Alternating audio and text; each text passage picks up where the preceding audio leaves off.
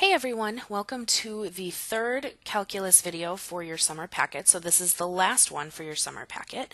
The goal of this video is to really talk about evaluating limits using known functions. So in other words, if you look at the first page here and at the top of the next page, you're going to see a bunch of different functions that we believe that at this point in your math career, you should be comfortable with. You should know what these graphs look like. So we did give them to you for this. But you should already be familiar with them. And really knowing these functions and what they look like is going to help make so many of our problems later on a lot easier. These functions are going to come up over and over and over again. So please make sure that you are familiar with all of these. The other thing that I also want you to be familiar with, though, is the transformations of these different functions. So in other words, if I move them at all, or stretch, shrink, reflect, etc., any of these functions, you should still be comfortable with that. So I'm going to look at a couple examples here really quick. Even though we gave you these graphs, I'm going to draw a couple transformations and just kind of walk through that really fast. So for example, let's look at this absolute value. Most people, I believe, are comfortable with the absolute value function. It's the one that looks like a V, right? So what I also want you to be comfortable with is if I give you a transformation though. So for example, let's do the absolute value of x plus 2. All right, you should be able and comfortable enough to look at this and go, okay, this plus 2 here means that it's going to be a shift up.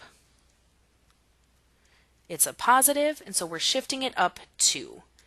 That means that every single point on this graph is going to be shifted up 2 units. So we're going to move this here. This is going to get moved right here.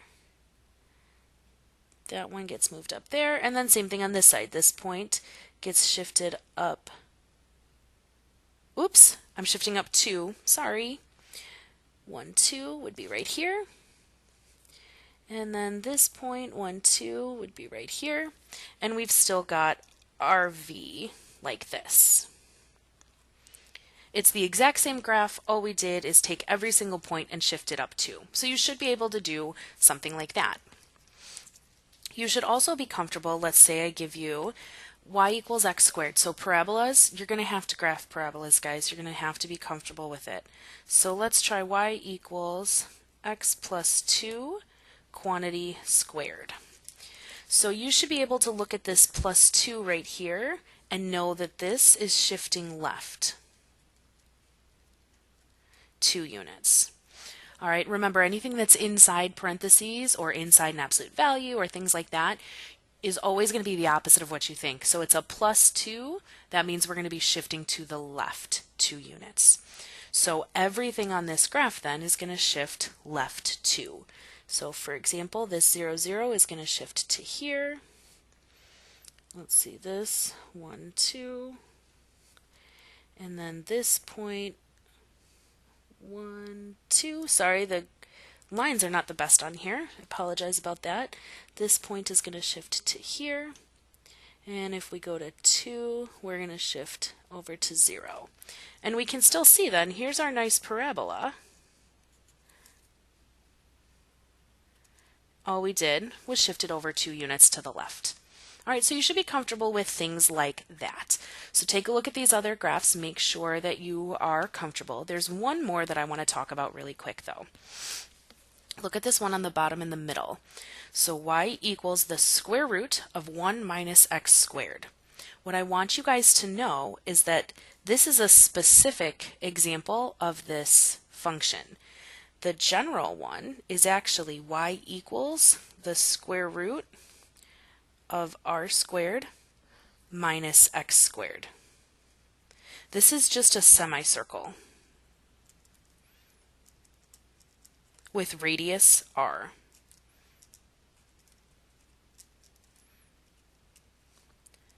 So in other words, anytime you see something that's y equals the square root of a number minus x squared, that number is just the radius squared. All right, so for example, let's go ahead and try y equals the square root of 16 minus x squared. All right, so we know then that that's going to be a semicircle with a radius of 4. So we're going to put a dot at 4, 0, or negative 4, 0, excuse me, 0, 4, and 4, 0, and we're just going to make a semicircle. Let's see how much of a circle I can make this, or how nice of a circle, I guess. There we go. Yeah, that's good enough. Sorry about that, guys. Close enough. So there's our semicircle. So that one you do definitely need to be familiar with, okay? There are a couple more graphs on the top there, so make sure you take a look at those. There's cosine tangent and tangent inverse. All right, you're going to want to be familiar with all of them. So these 4 examples, we're going to use our knowledge of parent functions and transformations to evaluate the limits below. So you're going to see how knowing these graphs makes evaluating these that much easier. I'm going to, make it a little clearer. There we go. All right, so we want to do the limit of x to the third as x approaches negative infinity. So really quickly, I just want to point out this notation. Earlier in our other videos, we used the limit notation, and this right here was always f of x. So we can actually put the particular function value in there instead. And so we did that on these examples here. So don't get tripped up by that. F of x isn't gone, it's just we're talking about a particular function. But notice it's not just the limit as x approaches negative infinity, because we wouldn't know what we were taking the limit of then. We don't know what function to talk about. So I know that x cubed looks like this. I'm going to do just a quick little sketch over here. There we go. I know that that's what x cubed looks like, generally. There we go. All right, so if I want the limit as x approaches negative infinity, that really means as x is getting more and more negative, what's happening to y? And I can see that those y values are approaching negative infinity. And there we go. I'm done. Now, if you don't know what this graph looks like, that doesn't mean you just shut down and you don't know anything and you just skip it. What it means is that you're going to have to make the graph on your own. So it's very possible that these types of questions show up on the non-calculator portion of the AP exam, which means you won't have your graphing calculator to just make the graph for you so that you can look at it. You're going to have to be able to make graphs on your own without your calculator. So I forgot to mention it, but all of these are supposed to be done without a calculator. So you should not be using any type of calculator to help you with any of this stuff right now. All right, so let's go ahead and quickly review how to make a graph if we forget. So we're going to make an XY table. And I'm just going to go ahead and do -2, -1, 0, 1, and 2. All right, if I plug in -2, I would get -8. -1 would give me -1, 0, 0, 1, 1, and 2, 8. So now I can go ahead and actually make my graph. 1, 2, 3, 4, 5, 6, 7, 8. 1, 2, 3, 4, 5, 6, 7, 8. 1, 2, 1, 2. Okay, so 0, 0, 1, 1, 2, 8. And then -1, -1, -2, -8. So we can see we still get the same graph even if we don't remember. However, it was much faster for me to just go, oh, okay, it looks like this. I know that it's a cubic, it looks like that. However, we still get to the same idea. We can see then that this continues to go down. It would still be approaching negative infinity, so that's the limit. All right? Now let's do the limit of the absolute value of x plus 2 as x approaches 0.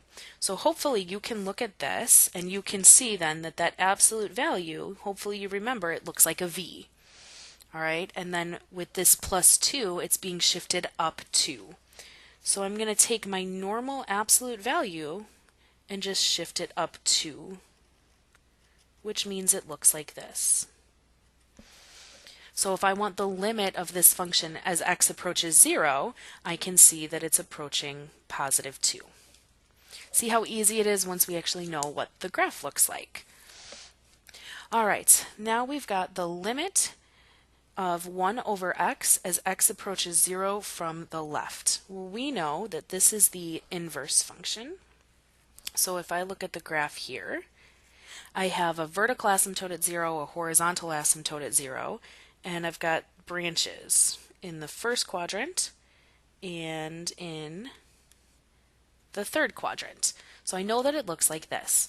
If I want the limit of this function as x approaches 0 from the left, remember here's 0, I want the left side of it. So as I'm getting closer and closer to 0, I'm approaching negative infinity. So I'm going to actually go ahead and rewrite this down here. The limit of 1 over x as x approaches 0 from the left is going to equal negative infinity because I'm focusing on this portion here because that's the left side of 0. Okay, now we've got one more. The limit of x minus 2 squared of, as x approaches 2. So we know that this is a parabola.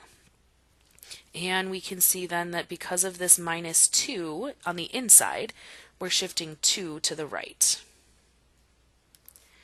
So if I were to draw a sketch of what that looks like, I'm going to move my parabola over to here, and I'm going to have something like this. All right, it doesn't need to be exact. Normally I would actually draw more points on my parabola. I'm going to go ahead and do that real quick. Excuse me. What do I want this at? I want this one at 4. Close enough. Sorry, I know I got it a little squished in there. I would actually, if it's a parabola, I would prefer that you draw it a little bit better than what I just did. But either way, if we're looking at the limit as x approaches 2, we know that that answer is going to be 0. So the limit of x minus 2 squared as x approaches 2 is going to equal 0. As we approach it from the left side and from the right side, the function itself is approaching the value of 0. All right, so you guys have some more practice on the next page, sorry, it's just one page. But again, this is all without a calculator. So all of these problems, you should be able to sketch the graphs without using your calculator. So if you need to, make an XY chart and get that done. Remember that on the first day of school, you are turning this packet into me. All right, so please make sure you've got good notes. Feel free to rewatch any of the videos that you need to and get those practice problems done. I will see you guys in just a couple of weeks. Take care. Thanks for watching.